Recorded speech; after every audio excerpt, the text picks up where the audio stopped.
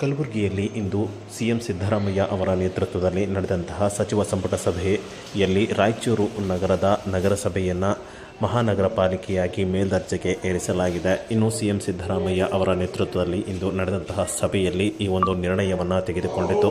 ಇನ್ನು ಸಾಕಷ್ಟು ದಿನಗಳಿಂದ ಈ ಒಂದು ಮಹಾನಗರ ಪಾಲಿಕೆ ಬೇಡಿಕೆಯಾಗಿ ಉಳಿದಿತ್ತು. ಇಂದು ನಡೆದ ಈ ಒಂದು ಸಭೆಯಲ್ಲಿ ಈ ಒಂದು ನಿರ್ಣಯವನ್ನು ತೆಗೆದುಕೊಂಡ ಸರ್ಕಾರ ಮಹಾನಗರ ಪಾಲಿಕೆಯಾಗಿ ಘೋಷಣೆ ಮಾಡಿದೆ.